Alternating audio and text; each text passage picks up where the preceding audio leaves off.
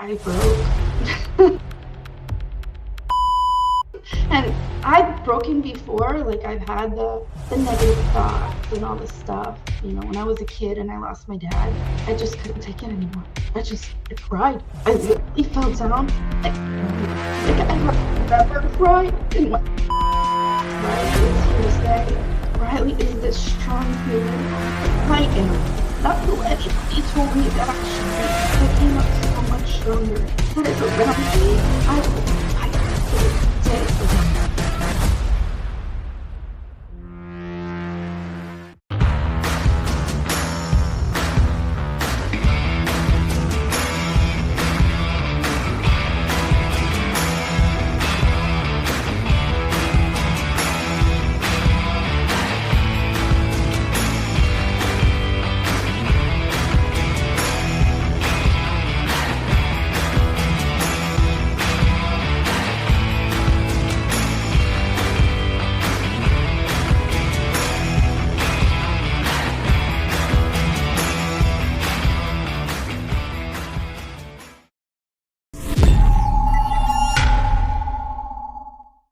Good morning, everyone. Another episode of the Overcomers. Are you ready? Are you ready? We're going to have very, very, very interesting guests today. I promise you that Riley brings a very unique story that it's going to change your life. So today's episode will be about a resilient woman, a woman that has gone through a lot of emotional trauma. And besides and despite the multiple adversities, she always ends up on the right side. So, from losing her father to losing her house and finances, experiencing accidents, and her husband being involved in a plane crash, she has gone through, a lot of those moments that most people would give up one way or the other. So, I'm sure there's a lot to learn from her today. In 2019, she was able to open her own company. She's on her own right now. She kicked it off, and her company is Dealer Product Solutions. She works with car dealers, but we're not going to talk about car dealers today too much. We're going to try not to. We're going to try to highlight Riley's experience with life. And I know it says Riley Amanda, but she's going to explain that part as well. So without wasting any more of your time, I'm going to bring Riley to the screen. Riley, welcome. Hi, good morning, everybody. Good morning, Boko. Good morning. Good morning. Thanks for joining us for another episode of The Overcomers. I want to start with our usual question. Can you please share with us details about your parents and your grandparents? Okay. So I was born in 85. You can figure out how old I am. I'm not afraid of age. I love my birthday. But my father was Kirk McFarland and, good old Scott-Irish human. And then my mother, she was born in Poughkeepsie, New York. And my grandparents, Joan and Jim, on my paternal side, they ended up raising me since I was about 4.5. And then my other grandparents, my grandfather had a pretty severe heart attack when I was younger and had to have, I believe, a quadruple bypass. So that was, very scary for me. I loved him. He has also passed. And my grandmother on the other side, she lives with my mother. Oh, cool. Mm-hmm. So pretty much everything on my paternal side is passed. That's life. What's the first conscious moment you remember as a child? When did you realize you were alive? Unfortunately, that's not a good memory, but I remember the house I was in. I remember the stairs. I remember where the bedrooms were. I remember where the bathroom was. I remember my mom's room was underneath the stairs, and there was a living room in the middle, and our kitchen was in the back. We were in an apartment upstairs, and kind of in the middle of the neighborhood was like a pool area. So all the parents at the night would go down to the pool and kind of hang out and have adult time while their kids were in their room. In our, in the 80s, and it was fine. It wasn't scary. They weren't abandoning the children. Yeah, so that's your first conscious memory. Yeah. Tell us a little bit about your childhood. What did you want it to be when you grow up, when you were little? What was your first dream? I've always wanted to be a doctor. So my maiden name is Mac. from my father. So Dr. Mack was everybody called me that from when I was a little person. Because I started watching open heart surgery and brain surgery and you name it, probably around 5. They came out with this thing that went onto the heart so that it allowed to continue to beat while they were still working on it. And it mesmerized me. It's like the size of a paperclip. And it literally just sits on top of the heart, and I'll never forget it. And I could watch them do this surgery with the heart still beating around it. And that was it. I was hooked. So I've always wanted to be a doctor. I ended up going to paramedic school, went to PA. So I fell into that realm eventually. My feet did not stay there, obviously, but the helping part, the healing, the changing of everything, that is what really drives me. So yeah, I always wanted to be a doctor. What happened? Finances, pretty much everybody. I was, I was ward of the court for most of my life, so I don't really have a lot of financial backing. So So you need money to become a doctor? a little bit, a little bit. You need that to go to school and stuff like that. Yeah, it's so sad. 50% of the doctors are clinically depressed because they don't want to be doctors. No, it's crazy to say, but like my husband and I will watch different series or whatever, and of course it's my husband's a police officer, so it's either police or fire, something of that nature. Yeah.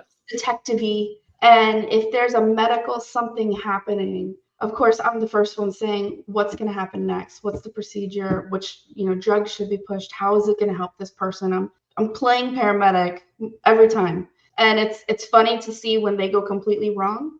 Because a lot of them are like holding an IV bag and it's attached to nothing. Like, what is that going to do? And then other ones are pretty on point, and it surprises me to see that they did that much studying to get the parts right. So it's cool to see and play, I guess. I still do it too. You're really passionate about that. I can Oh, I tell. love it. You have no honest earthly idea.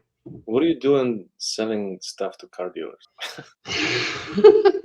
Being a mom, being a family person, it allows me to have that time. And, something I've always wanted when my dad was alive, he went to everything that I got involved in. So if it was a cheerleading thing, if it was softball, I mean, whatever, he was always made sure that he was present. So that's something that I wanted to make sure for my girls. I have two, 7 and 8, and they're two little girls, and everything I have blessed to say that if they've had a holiday parade or something that goes on, I have been able to be there with them. So for me, that's the memories that's going to solidify things. Okay, I'm with that. Yeah. So you think being a doctor would prevent you from those memories? The doctor or the paramedic side, absolutely. Because, you work on a schedule and sometimes it's kind of hard to rotate off. Yeah. Oh, yeah. So Being an officer, it's hard enough. I can imagine two of us. it makes a difference to a little girl if her daddy is supporting her, huh? Mm-hmm. And really all ages. It's not just a little girl. But I try to be for my daughter's special events as well. Try to witness them. Such a blessing just being able to. Right. Tell us a little bit about your dad. What do you remember about him? My dad is my superhero, and I'm his identical mini-me. So if you put a picture of him next to me, you definitely see my dad. It was actually kind of weird. I didn't want to change my last name because I'm the generation. He didn't have any boys. He only had me. So that was like a mission too. So I'm very proud of, our Irish heritage. We were potato thieves during the potato famine, and we got kicked out and sent to Scotland, and that's how we got the A. So I don't know, it's weird, but I'm proud of it, and I love everything about it. And he was a very strong human. He was in mixed martial arts. We had an entire room built for working out, but in the martial arts world. We had the punching bag, we had samurai swords, we had throwing swords, or throwing knives, you name it, and we would practice in there. So on Fridays, okay, don't shoot the messenger or whatever. On Friday nights, we would watch Twilight. And after Twilight, we would turn all the lights off, and we had this giant fish tank. It was probably a good 6-foot long saltwater fish tank. And the only thing that would illuminate in the house was this fish tank. And we'd turn the chairs or the sofas against each other, and we'd have bottle cap gunfights. we were like playing that we're like getting each other, and I just remember the smell of the bottle caps, and it brings back the best memories. Oh. After that, when I got a little bit older, he taught me how to shoot BB guns and stuff, so we practiced those, and it was always daddy-daughter talk times were a little bit different than I think most people because we had a very narrow hallway. So he would actually crawl. So yeah, we would crawl up this hall and we would stand like with both of our feet, Mhm. stand into the hall and have daddy-daughter talk times, or we do Nice. wall sits because he was all about, your body and your mental health is important. So if you can overcome like that shaking of the leg or whatever and still maintain this conversation and still, I mean, we'd have true heart to hearts, but you were overcoming that physical battle Mhm. while you were overcoming whatever mental issue you were going through at the time. So it was intense. My dad was definitely intense human, but I love every minute of it. I love every thought of that history. Mm. Tell me about some of the advices or values or just principles that your dad has shared with you that are going to stay with you for the rest of your life. That's a hard one because I don't really remember all that. I can just tell you the kind of person that I remember. I do remember one memory. I was in kindergarten and I just met him. So I met him when I was 5. He didn't know that I existed. Mm. And I was in kindergarten and Explain that situation. How did he not know that you existed? my parents were never married, Oh. so at some point, I'm guessing she reached out to him and said, "Hey, you have a daughter," and I think that was around 4.5. Mm. Then some other things manifested, and I ended up in the care of my paternal grandparents. So he was, being the charge at the school for the most part. So yeah, I had any day that I had a sad day, quote unquote, he said that he would come, right? And that he would come and we would talk it out. I was like, okay. So I was having this quote unquote sad day. And he came, and being a little kid, in 5 minutes, you're best friends with the friend that you were just mad at. Yeah, so, so by the time that he got there, I remember I had forgotten whatever the heck I was upset about, and I was no longer upset. I was a happy little kid. I was 5. that's good.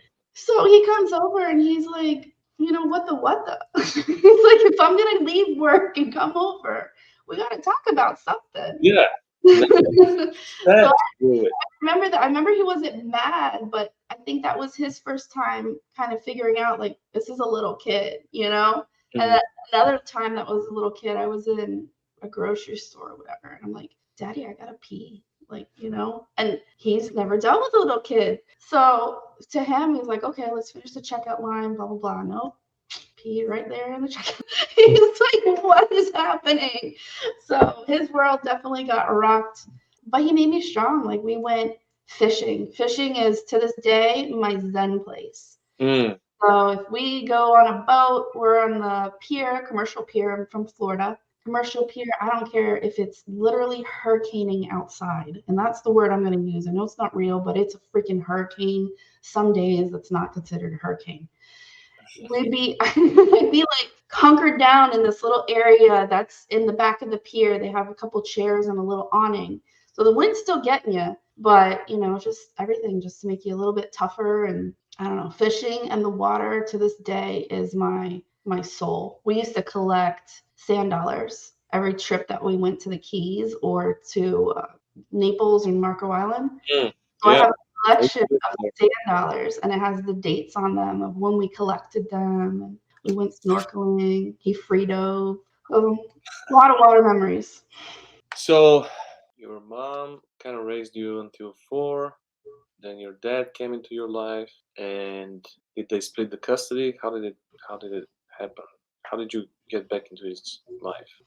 So there was some issues going on, like an abuse situation and some things that the courts found out.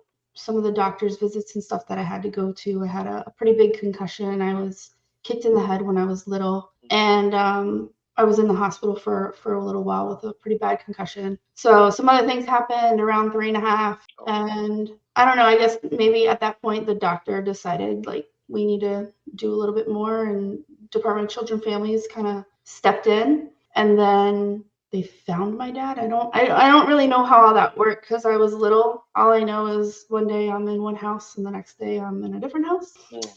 And then the court custody battle, which at that time was the worst custody battle in Broward County. And I know this because my grandfather, who was an environmental engineer consultant, he did the air testing and stuff for the main courthouse. Mm. So when I became like 18, I was helping him with his company. And I went in there, and one of the guards, one of the bails sit next to the judge. One of the guards, he looks at me and goes, "You're all grown up." And I'm like, "What? I don't know who you are." And he's like, "Oh, I know you, sweetie." He's like, "We got a whole room in this courthouse for you." He's like, "You were the worst case in Broward County." I was like, "That is not something I want to be known for, but thank you." So, God had his hooks on me when I was little, and put me in the best situation that I think I could be in at that time. Yeah. Yeah. And you said you started helping your grandpa when you were 18. Yeah. First job, first gig. No, I mean, family is family, right? So I'd be in there whenever that I could. I'd walk from my dad's house to the office. It was probably like 3, 4 blocks. So I just walk over there, and where my dad and grandpa were working, I'd hang out. I'd do some of the tests. I actually did it for a science project, which my teacher thought I was insane. I brought in the whole air testing kit. I did our entire classroom, and we found some funky things that grew in there, which is always great. But yeah, This like I was always involved in that kind of stuff with them since I was little. cool. So, what do you think is fundamental core memory in your life? Where did the Riley come in? Can you explain the name situation? We had a conversation, and I was just fascinated. But I think that's interesting for our viewers to know. So I went through a lot of court, like a lot of court, and a lot of forced therapists, psychiatrists, psychologists, whatever it is, as you grow up. And I had to put on this mask that I was the good kid, that I was perfect. I Hmm. felt like if I didn't do that, that I was going to end up back in a situation that I did not want to be in. So even in school, like if somebody bullied you or something, I was like, nope, I'm a cute little cheerleader. Like, let's do this. And I was the happy, peppy human. And it's always been a facade. Even the, this is going to sound weird, but even the firefighter aspect of it, my grandma, who, raised me since I was 4.5 when I met them, she told me, she said that, as a girl, I can have two jobs. I can be a court reporter or I can be a lawyer. That's it. I was like, no, I'm gonna be a firefighter. And she's like, I'm at the time 5'2", 98 pounds. Like I'm a tiny human with a big mind and a big heart. Like you tell me I can't do something, and I'm just gonna push a little bit harder. So because of that, I decided to go and be a fire cadet. And the first day on, you have to like carry these giant hoses back to the room. Well, the hose probably weighs about the same size as me. So me being me, I literally grabbed one on one arm, one on the other arm, and I swear to you, I probably took a step that was like, but I made it. And that's it. Like it probably took me longer than any human has ever put hose away, but I made it. And that's kind of been my MO is like if you tell me I can't do something, I'm gonna do it. Yeah. But it's also a facade because it's not something that I may have wanted to do. It's just because you said I couldn't and I need to prove a point. So I had like these two things going on. And then my husband had a pretty significant accident a few years ago.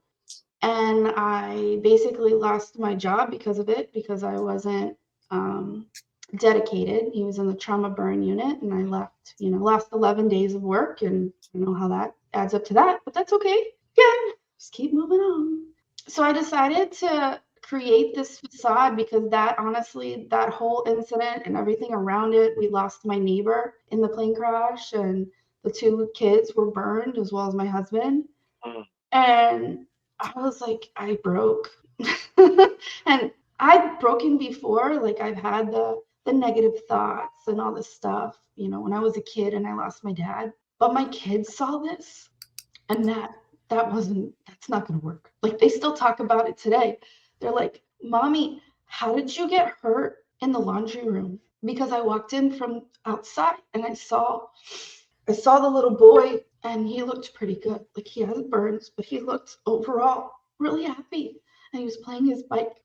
And some other things in my personal life were going on with work and stuff. I just couldn't take it anymore. I cried. I literally fell down and cried. Like, I have never cried in my life. And it was a breaking point. And my kids saw it, and they still talk about it. They don't know why. They don't understand what happened. They think mommy fell and got hurt.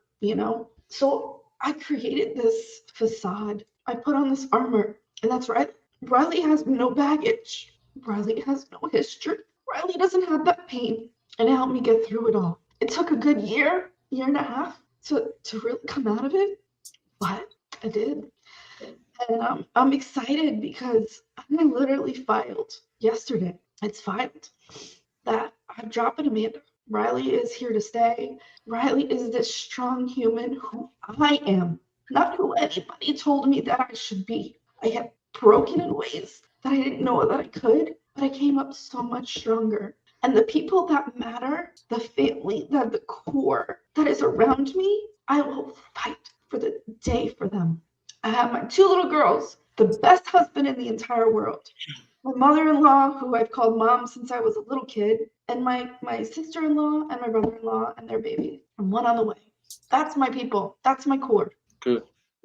This is really Sorry.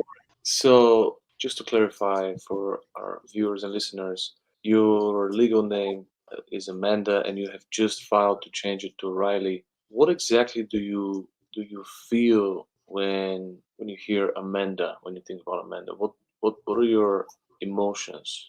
Can we say that you want to drop Amanda? Is the word drop Yeah. appropriate? And why? What is the main reason? Okay. The best way that I can explain it is somebody who loses an excessive amount of weight. They have all this extra skin left over, and then they want to cut it off because they want to feel as good as they know that they should be looking. They feel better because they've dropped all that weight. But outwardly, you can still see all this leftover, all this pain, whatever caused them to get to this level, sickness, health, mental, whatever. So with that, they're able to do this surgery or something to tighten up that skin to make themselves this new type of person. I think that's what that is for me. Like, it's getting rid of all that history, that baggage that I've overcome, all that skin I've lost. Now it's time to do my surgery and be me. Is that, I don't know, that makes sense? Yeah, well, of course. Is this your concept, or you heard it from someone? Did someone suggest that to you, What? or was your? I mean, to cut. Oh, I literally just thought of that right now when you asked that question. I had no idea. Well, when you made the decision to drop Amanda, Yeah. did somebody suggested that to you that it's a good thing to do, or you decided to do it because you see it as that extra baggage, as things that it's causing you pain? Because there could be a perspective where you see those things as pit stops, checkpoints, milestones of things you overcome. So, in my definition of success is not, it's what you overcome. Some people, like if you're in prison, success is to be free. If you're thirsty, success is to be drink water. So like success could be different for everyone, and all these things that you overcame mentally and physically, why wouldn't Amanda take the credit for those things? Like, I'm not saying that on my end it was, bad things that I did or whatever, because I don't believe I've ever gone down that rabbit hole. But even in the Bible, there are people who have changed their names because they've changed. And honestly, like, I understand taking credit for it. Yeah, it's cool. It's so hard to get over that. It's not worth it. So what Like, do you feel towards Amanda? If she was a different person, how would you describe her? she was broken. She's, you know, so like, on my own for a long time of my life. I lost my house, it was foreclosed on, my car was repoed. I've kind of figured it out. Like, you live, you learn, and you get better, right? So I'm okay with all that. I figured it out. I actually, when I was in the process of losing my house before my mother-in-law was my mother-in-law, and her kids were just my friends, I begged her. I was like, can you help me out with X dollars so I can pay my mortgage? And she was like, why did you let it get this far? Of course I'll help you. So I can't say that it's always been 100% on my own. Like, I am blessed to have a Hmm. close network of people that is there. But to me, the first time that I saw Riley printed, I just felt this, the backpack came off. Does that make sense? Like, Yeah. the history, the rottingness just gone. And it's so freeing. And I'm not gonna get rid of it. Like, I'm so happy. Like, I know I'm crying. It looks silly. I am so over the moon. The first time that my kids heard me call me Riley, Jason had called me Riley. And my little one goes, who's Riley? And I joked around because we were in front of people who were meeting me and they didn't really know. And I was like, it's mommy to you. And they all laughed. And then later on I explained to them, I was like, yeah, mommy, because the girls, they play names, they change their names as they play games and stuff. So I'm like, it's kind of like that. Like, it's mommy's dress up name or whatever. And then over the past year and something, like, they just know that mommy's Riley and mommy's also Amanda. And they're like, okay, whatever. They just roll with it. So what happens if one day Riley breaks again, or if Riley breaks? I don't I don't know if that's gonna be because, like, What makes Riley unbreakable? God, to be honest with you. And why does Amanda doesn't have God? Okay. I was a Christian at a very young age. So I came from a Southern Baptist background on my grandmother's side and a Catholic denomination side on my mother's side. So depending on who I was with is what denomination I kind of went with. Oh, It was fun. But one of the weekends, I believe I was 6, they did the Easter pageant, and it showed, like, him carrying the cross and being whipped and the crown and, like, all the things. And I asked my grandma, I said, why would someone do that for me? That's what I asked her. wow. And I don't remember this, but she has told that story 100 billion times, so that's how I remember it. And she goes, because he loves you. I mean, it was plain and simple. He loves you. And everything that was going on, I couldn't see somebody loving me by not even knowing me and going through this when I thought what I was going through was a lot. So the Oh, very next Sunday they had a calling, and I grabbed my grandpa by the hand and I drug him up there. mm, Nobody was stopping me. So I got saved, and then the next thing I saw was a baptism. And I'm like, I gotta do this now. And I'm like, let's go. Well, the senior pastor at that church wasn't going to baptize me. He said, she's too young. She doesn't understand it. Da, da, da. So the youth pastor, who was also, his daughter was in the class with me, pulls me aside and asks me all these questions. He's like, what is symbolism? And by asking me that, he's like, what does the flag represent? What does the cross represent? What is this? Apparently, I aced the test. So he's like, I'm a baptizer myself. So he, like, overruled the other pastor. He's like, she's good. Like, it's not my judgment. It's her relationship with God, and that she got it. So what's stopping us? So I did that. And then I swear to this day, like, if I ever need a hug from my dad, God is our dad and dad is my dad. So I swear, like, I can literally be crying or whatnot and ask for a hug, and the wind wraps around me and hugs me. I crazy, whatever. It's truth. So things were happening, a lot of court stuff, a lot of drama, the back and forth, a lot of stuff. And then my father got custody of me. I was like, yeah, finally it's over. This is like 98. It was either October or November of 98. And then December 31st, he dies. So I literally had custody for like 2 months, and then my dad died. And at that point, I was like, I am so done with you, God. I literally got on my bike. I was 13. I got on my bike and I rode down the street and I probably used every curse word that I knew existed at that point Mm. and just, screw you left and right. I'm done. You say you're here for us, da da da da da, and prove it. Like it's proven. Like you've left me with nothing. And at that point, I decided I didn't have any parents. I didn't have anybody to control me. I didn't have anybody to rule over me. I was just me. So How old? I was 13. Mm. So I had this mindset of like, whatever. And of course, the courts were reestablished, trying to get me back paternally or maternally with my grandparents and this whole thing. So finally, I turned 18. I moved out.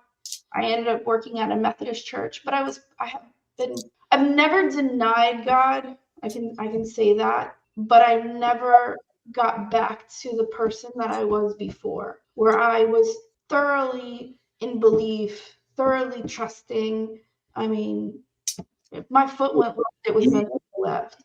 you just blamed him, and which is normal. I Yeah, mean, it's a normal human reaction to blame God. right.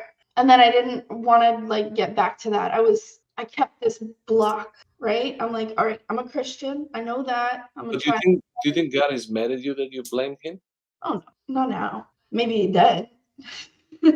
Now I know that, no matter what, like he's got my back. So even during those times where I was just like, I'm gonna keep you at this distance, I know you're there, and like I'm gonna try to do good, but I'm gonna live for me and be me. That's kind of where it was. And then Jason's accident is where everything started to change. Like literally. Did you blame him again? Not at all. It was quite the polar opposite. I call him a lot of God instances. So before Jason was we were taking up this little boy for his 6th birthday, our neighbor. And my husband's been flying since he was 19. We've taken the kids up. I mean, something that we've always done. And this little kid, I believe he's on the spectrum. And he starts telling Jason, like, do you know if a pilot has an emergency, he has to be calm, he can't yell, and he's just going through all this stuff. And the dad's sitting in the passenger seat, and Jason's like, I don't want to be listening to this right now. Like, we're pulling into the airport. But for me, I believe that God was talking through this kid, like Yeah, preparing for him what's going to happen in the next 15 minutes. yeah. You Wow. know, like, I don't know.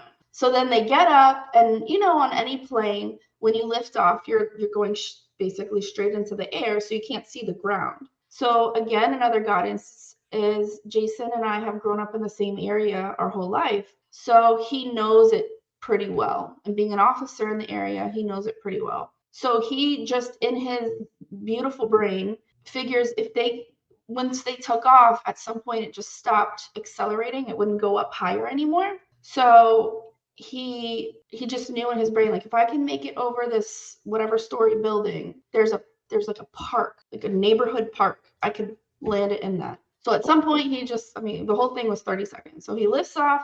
At some point he's just like and sits it down. What was wrong with the plane? It's still being figured out.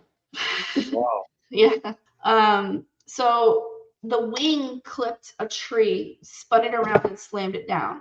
Had it landed and skidded like they normally do, it would have been in houses, and multiple people would have passed, including everybody in the plane, because it was full of fuel. Had it landed earlier, supposedly there was a basketball game that was going on, and there was like 30, 40 kids in the front. So it was literally, I mean, you couldn't have landed it any more perfect. You Mm. couldn't, nothing could have been done differently. You know what I mean? It was just, it's all God instances. And then my neighbors, they're dealing with a tragedy. Like Who's in the dad, plane? I'm sorry. Who are all the passengers? My neighbor's the husband, and then 2 kids, a boy and a girl. And It's then my husband was a pilot. So none of your kids? mine, Yeah. no, they weren't in there. No, it was just the 4 of them because they were going down to Naples for the little boy's birthday. It was a surprise for him because he loves airplanes. Gotcha. So they're dealing with a tragedy. Everybody's got burns. The dad was in ICU. He ended up passing. And through this entire time, obviously my husband's got burns too. He kept going in the plane to go get the kids out and go back in and go get the other Yeah. kid out, look for the dad. The So kid, the kids survived. they did. They did. The entire family of the neighbors and all their friends and their church friends and like everybody were a community for us as well, Mm. which I was shocked. I don't think that I would ever handle something like that. Their faith, I can't even. I am blown away. You know, during his funeral, they actually thanked Jason for helping save the kids and this and this, and they put him up for a city award and like all this stuff. That's what kind of changed me. I'm like, okay, you can go through a horrific tragedy, Yeah. a horrific tragedy, and still you guys are a community and you're loving each other and you're not. I mean, we're next door neighbors. You're not, mad at me and you know what I'm saying? Like people take anger differently and grief differently, and Obviously, none of you that. had good intentions the entire time. Yes, none of that showed. So that was the beginning of my like reawakening, if you will. And then I got involved with my church. We did a class together and some other things, and it's, kind of rededicated and whatnot. And then I ended up at this thing called church where I met Velco. Mhm. And one of the individuals was talking, and he was talking about being in jail, being in prison. And one of the Bible people were in prison, and they had an earthquake, and the chains were broken. And he didn't leave his cell because he knows that the guards would be murdered. So then he was talking about actually being free, and I don't know, it was this whole thing. That blew my ever loving mind away because I realized since this incident, and like I forgave and I've moved on, and again, it took me a good year, that I have been free just sitting in this cell. I'm just sitting there. I'm not afraid. I'm afraid to come out because I guess Who did you have to forgive for that?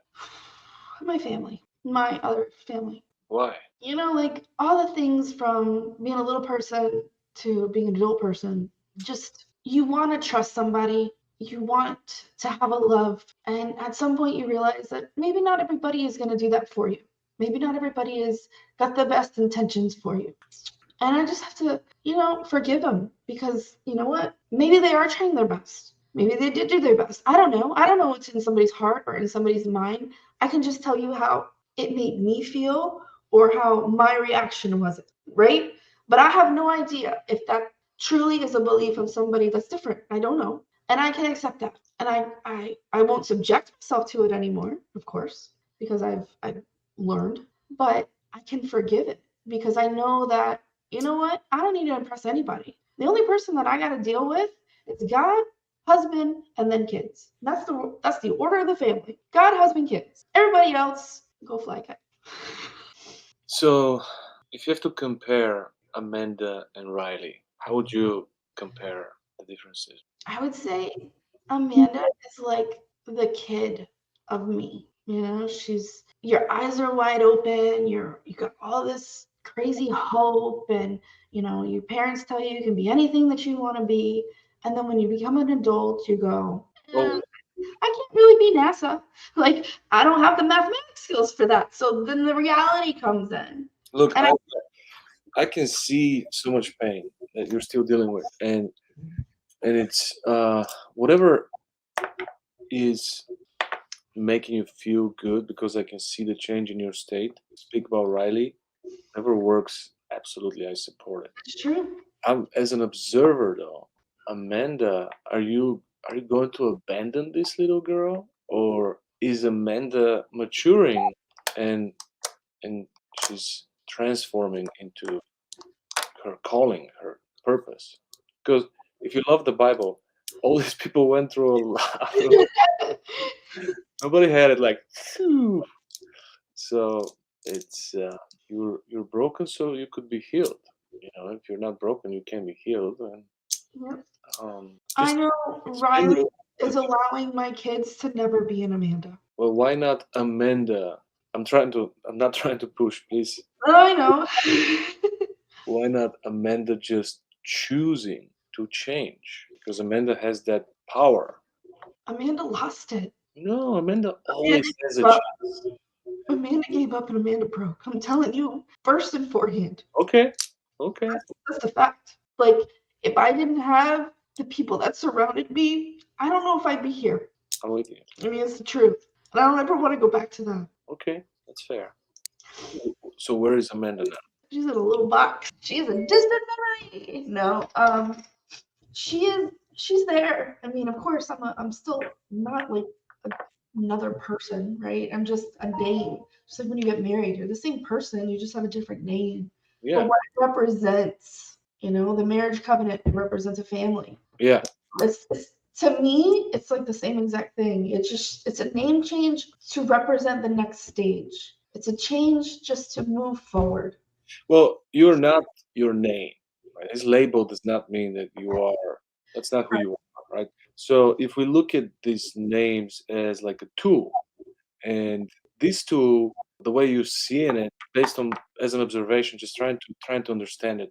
Yeah, The way you see it, this tool is just too damaged to try to repair. So instead, you're just getting a new tool that is clean, it's spotless. You can build and use that tool. Just remove the distraction. yeah. Start fresh. So I that's updated my computer. what that's what forgiveness is supposed to do. So could it be that you're still working through forgiveness or through the pain? Of course. So that's why, okay.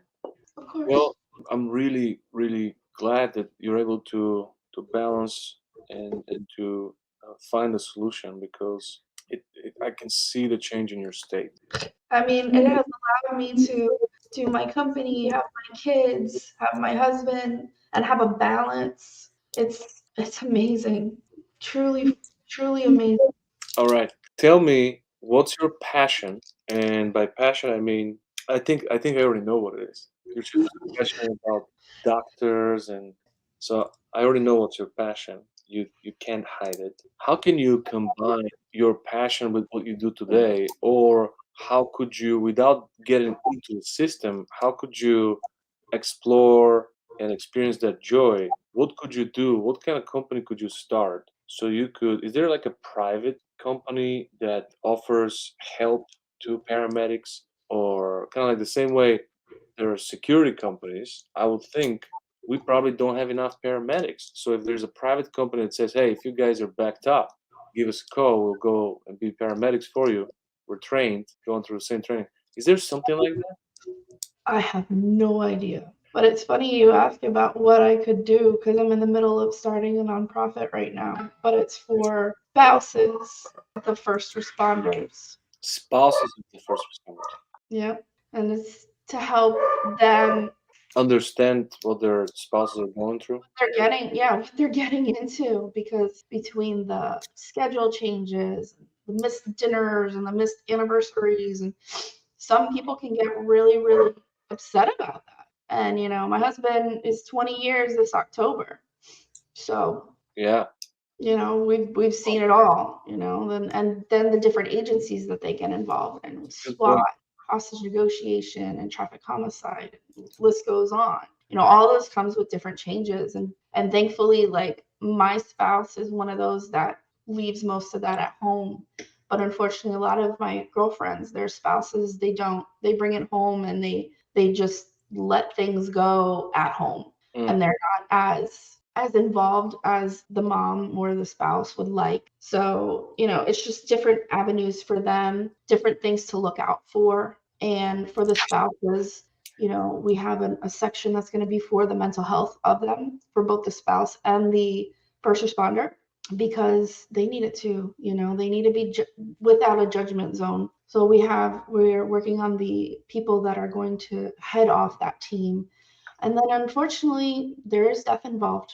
Somebody dies in the line of action. Who is going to be responsible for reaching out to that other person or their sister or It's gonna whatever? be one of the toughest calls you make in Yep. life. So we're literally in the process of that right now. I never want to be in a situation like that. No, And no. doctors have to do this all day long. That's Yep. 2, 3 times a day. Tell someone that their loved one is gone forever. I remember when my little ones were little, I have a picture of them sitting inside of our front door.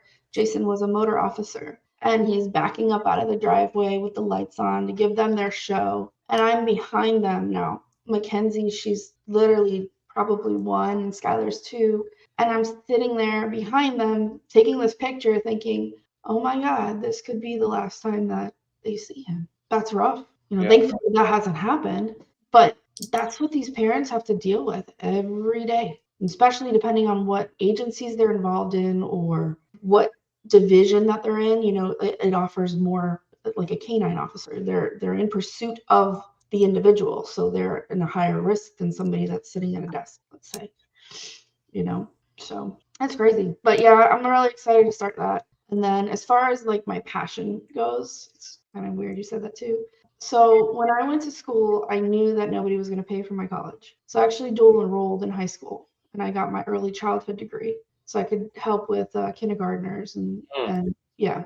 So I actually ended up working when I told you I worked at the Methodist Church. I was the music director up there, and I worked for VPK and kindergarten. So I love the teaching part. Then I moved to a safe school where they were abused kids, and that ate me. So that's kind of where I fell back from when I went as a cadet. I decided, you know what, I can do this EMT thing. So I did the EMT thing. I got my degree as a paramedic. I worked as an EMT for a few years. And then there was a hiring freeze for large agencies down here. So then I kind of like meandered jobs and I ended up in this thing called auto. And I had no idea that it would put all the pieces of my loves together, Are you serious? which is so weird. I know, I know. I truly believe it put all the pieces of my loves together because I love teaching, I love helping, and I love the change. Like that to me was the most exciting thing is every single day I'm going to get something different. A kid's going to come to me with something. A human is going to be a broken leg or, whatever. I don't want to get graphic. But it put all those pieces together because when I get with a dealership, I'm able to train certain people. I'm able to mentor certain people. And again, I don't know what I'm going to get because every dealership has their own vibe, their own energy. So I get to meander that and figure it out and then help people, especially like the newer people, even some of the seasoned people, but the newer people are the ones that I get most excited about because I give them ways of thinking of, well, if you were in my shoes and I was the customer, how would you think if you said it that way? And they were like, oh. And like, what about, I know you're young, you don't have kids yet. Well, what about us? What about us working moms? What about, our car seats? Like all these things that play into a fact. It really married all my loves together. And I never knew that that was going to happen. But here we are. And I love it. Natural born salespeople have high level of empathy. That's what makes them good because you can't fake energy. And what you're doing is you could also train a salesperson to be a salesperson. Mhm. Teach them how to be empathetic. So that's what you were doing by training them to switch shoes. And as you were talking, this came to mind.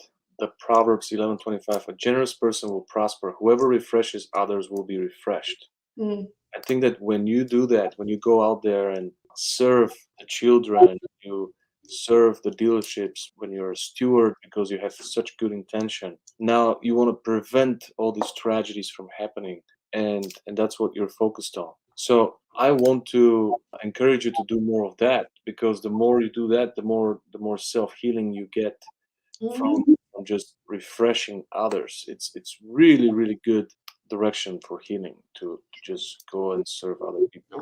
When you wrote that, it said that you'll be refreshed. So I used to go in and I would be so drained from talking to so many different kind of people, like in the very, very beginning, until I really understood how everything married together. And I understood more things that now it's the polar opposite. The more people that I talk to, and the more of those like haha moments, they don't always happen, but they happen quite often, that it gives me like that drive, like I got to do this again, I want to do this again because it makes me so excited to see somebody succeed. Like it does.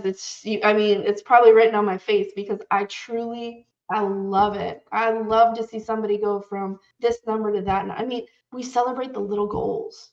So Velko, you and I were talking about earlier, we did 75 hard. Hmm. 75 hard is hard, Yeah. but every day you've accomplished whichever things that you set forth every single day. And now you've manifested 30 days, 45 days, da da da, and you go all the way to 75. Do you know what you have just accomplished? You started at day one, you were dragging. By 75, you are a whole different person mentally. True story. Right. Mentally, you know that there's days, and I'm sure you went through it, that you woke up late or you had an early meeting. Something happened to where you're at midnight kicking in that last workout. I mean, I live in Florida. It rains for 20 minutes and then it's not. Well, this summer was unlike any summer. We had such rains it shut down the airport. So I'm doing 75 hard and I have a picture of me and it's just pouring rain. But you know what? We're still out there. We're still moving and grooving. And it's just you just take those little things and celebrate them. You know, we always look at this 5-year plan, this 10-year plan, but it's not. Yeah, you have a goal in 5 years and you start working towards that goal. But guess what? If you set up the little ones along the way, hey, I just got my first whatever check, or I just talked to the first so many employees, whatever that goal is in your life to get to that 5-year plan, celebrate it. My kids know we go to a special restaurant when one of those goals are met. There's a little beach restaurant, they like it, that's where we go. And we only do it when the little goals are met. So Mhm. it's their way of celebrating with mommy too. That's good. So whoever is out there listening, like the little goals are going to mean way more than the big goals because it's that trekking that you had to do to get there. Yeah. And 75 hard, if I learned anything from it, is the harder you go, the sweeter it is. And the softer you go, the more disappointing it could be. So Yep. you see some people, they really transform, like they're unrecognizable. And some people, like the first time I completed it successfully, I lost 80 pounds. I was like Wow. different identity. And since then, I've kind of came up with systems, and maybe the contrast wasn't as big because I've continued to maintain some of that. So I would lose like 20 pounds or 10 pounds, but the more harder you go, the better. Mm. It is to show up for yourself, to be accountable, to be self-disciplined. It's hard, but you and I both know there is no better boost of self-esteem and repairing, and mental toughness requires this showing up for yourself, taking care of yourself, respecting yourself. It's definitely an amazing challenge that I would recommend to everyone. It could start messing with your head though, especially if you don't turn it into a lifestyle or make like a medium, like a healthy medium. Like, I don't think taking a picture every day of your body is productive. I had thousands of pictures on my phone. I was like, "Ugh, that's weird." So I wouldn't do that, but it does help, especially in the first time when you do it, To to see see the contrast between last week. You're like, "Oh," and that's what feeds you. What you were talking about is the tracking part. mm, Everything you track grows. Everything you track shows you results, and results is what gives you more fuel to keep going, to yep. discipline. So I'm glad that you've mentioned 75 hard. If you could relive any moment in your past, and go back and edit what would that be, whether it's good or bad. If you could relive a moment in your past and either edit or just watch it again, what would that moment be? Mm. There's a couple. Let's go with paramedic. So I have always been afraid of taking tests. Hmm. It's a thing of mine. I get this fright. I can't explain it. It doesn't work. If I'm hands on all day, like you give me a body and a rhythm or a non rhythm, I'm a figure it out. But a test reading, I'm out. So anyway, I, became a nationally registered EMT. That's required for the state of Florida.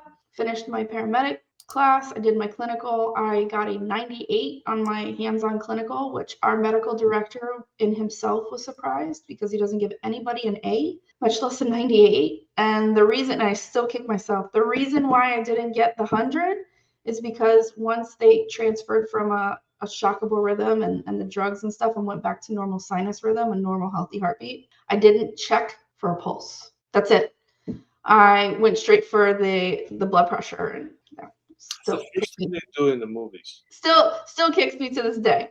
But I didn't sit for my state paramedic test. So I've never been a licensed paramedic. So you would go back and do it, sit through the test. Yeah, 100%. How I've actually thought about just doing the course just to do it, just to say I've accomplished it. well? What would you do? Would you go and save people? Like you would just keep it in your back I pocket. think it's just something that I would just I would have fulfilled it. You know what I mean? If you would have gone to that test, you'd be a paramedic today. I think I would be on the road to a PA, a physician's assistant. I don't think I'd ever do a doctor because of the insurance and all that stuff, but So I'd be a PA. would that have been a better path for you, or No, because I don't know the answer to that, right? I don't have a 'cause you can fortune still to do tell it. you which side, You can still become a PA. but I'm so happy with what I had. Like I don't So you're okay, glad that so it you didn't. know there's the grass is greener on the other side unless you water this side. I have been watering my grass and it is beautiful and luscious and happy. So I don't need to change. I don't need to go over there. Only because the question is to edit a moment if you have one, and you decided to actually get your paramedic license. Yep. So now you have a paramedic license, and that's what. I don't know because I wouldn't do the fire stuff. Down Okay. here, that's required. If I worked as a medic, I'd probably be in the hospital or on a cruise ship, something of that nature, and that just takes me more away from the family. So I don't think I would want to do it as a career at this point, but I would want to do it just to say I accomplished it because I don't like leaving anything unaccomplished. You finish things left undone. That's good. It's a good Yeah. habit. It's the only thing that I know of that I officially left uncompleted, and I don't like that. Good. What are some of your dreams? What are some of the things you're praying for and the things you want to achieve in your life? Your vision. I would love to see my kids' kids. Like that would be a goal of mine if they have kids to see their families. I would love to see the next generation after me and the footsteps that Jason and I have truly put in place Mm. for their future. Like we have started since they were 14 days old. We have thought about their future. So I would really like to see what it's going to be. So I hope I'm here for that. And then with my nonprofit, with my company, with all these types of things, I want and I will be a very large philanthropist for mental health and kids.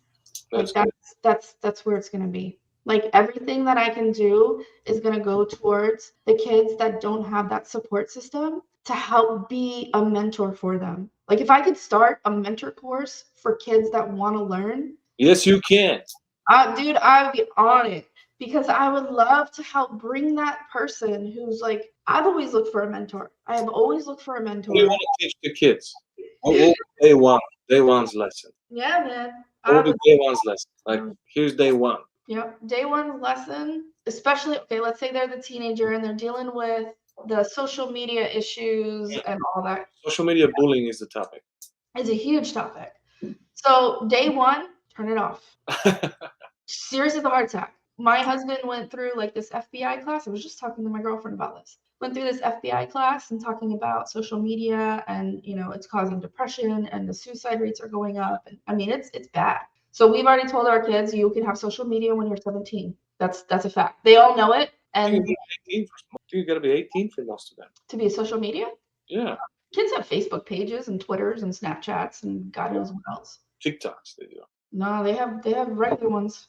My daughter, we're not trying to do that, but she would go to her grandma's phone. She'll find Uh-huh. Yep. things Yep. and True do a story. TikTok. So yeah, that would be my first thing. Turn it off because if you turn off that noise, that's eating up so much of your time. What could you accomplish with how much time? Track your time. Any person on here. I get a giddy out of my phone when it says I have been on X amount of time this week versus last week. Gets you off. It's giddy because it's pulling me away from the phone, and it allows me more time with the people that are in front of me. So if when, because not every week I accomplish it, but if I accomplish it for the week, I'm like, yeah, I get all excited. And it says, and then I look at, okay, last week it was 3 hours less. That's huge. So I said, what did I accomplish in those 3 hours? What did I do? Well, my kids and we had the last week of no school. So we went here, here, here. I set up these play dates. We were, like the full week was designed for them. They went on their first snorkel trip, their first Keys trip, yada yada. And that is what I was able to accomplish. A core memory, hopefully, that they're gonna have for forever. And what did it take? A couple hours off my cell phone. So, and I'm cutting out the noise. Nobody can say anything bad because if they do, I don't know. I'm not watching it. And that's for the kids, man. That's They're Good. not going to know it. They're not going to have any clue unless, Billy Bob shows it to them at school. They go, okay, I don't see it. That's the mentality, and today, because I was one of those kids, today does not represent tomorrow. Good. Yes. Give it Today, they're going to be in school and you're going to have 47 friends. And the day you leave for college, you're going to have 38 friends. And the day you come home from college, you're going to have a whole set of new friends and maybe five. good. Do it, Riley. I support you. Thank you. Let's get it done. Thank you. Thank you so much for your time today. You are a beautiful person inside and out. If you had an opportunity to speak to the world, 8 billion people have to listen to you now. They all have to turn on their TV or whatever, the radio, their headphones for public service announcement, and you have 1 minute. What would you tell the world if the world puts a microphone? This is a big question, What's your Paco. message? What's your message? Time is on. What kind of imprint do you want to leave when you die? I see so many headstones when I visit my dad. 98% of them, I have no idea. How many generations go by and they don't know who you are? So, what are you going to do that's going to create this ripple that's going to last for generations? That's what I want to know. That's what I want to see. That's what I want to accomplish. Now it's on you. There's my minute thing. I don't even think that was a minute. Boom. No, that was a hard one. Good. That's a good reel, Riley. I mean, it's you see all these things and you wonder their stories. Like, I don't know if you can see this. Okay, you see up there the flag? Mm-hmm. That's my husband's grandfather's flag from the war when he passed. Oh, Nobody knows who he is. Nobody knows what he does. We just found out a couple weeks ago what one of the pins meant because he died in, 19 something something. But what we learned about him, what we found out about him was really, really neat. So it's like if you look into somebody's life, you only have the one. What are you going to do with it? yeah. What impact are you going to leave? I don't care if it's for your kids, your wife, your nephew, whatever. You disappeared. What I wanted to give you the what impact. What impact do you want to leave? I want to see the next generation. So I'm really excited to. We had during COVID, we had a little group on Clubhouse, which formed from COVID, and you can see all like the space in automotive. It's the younger generation. You can see, and they're trying to eradicate the the facade of when you go in, the shark, the salesman is going to get you, and this, and trying to add more transparency and truly Trying to add more transparency. True. So hard. I mean, it's true. It's hard because we have to change this mindset that, these people are coming in and taking advantage of you. And you know what? In any profession, there aren't good guys, but in other professions, like it is what it is. But this group specifically has those goals in mind. And I'm looking forward to seeing it's going to be in our kids' generation, how this is going to change and how it's going to manifest to the next level. So I'm really looking forward to seeing that. That's why I want to be old enough, Betty White style, old enough, hanging out, not like locked in my bed, to be able to really see where this generation and the next generations are going to come, because it's exciting. It's scary because of all the technology and the AI, and a little overwhelming for someone like me who's not a techie person, but I look for the challenge. So I'm excited to see it. Good. This is really inspirational, and we'll pray for long life for Riley. Thank you. So you could see your children walking in the truth, experience the joy being a grandma and great grandma, and to watch the world We have holding in front of you. problems in our world, but I think we all can kind of, move together. Yeah. Just move together. That's where we need to go. We just need to really grab arm to arm and move together. Riley, thank you so much for this conversation. It was great to learn from your story and to be encouraged by how strong you are and how you've handled so much pain. So we are with you, we support you, and continue to add value to our group. Thank you so much. Thanks, Boko. Thanks, everybody. Bye bye. Bye.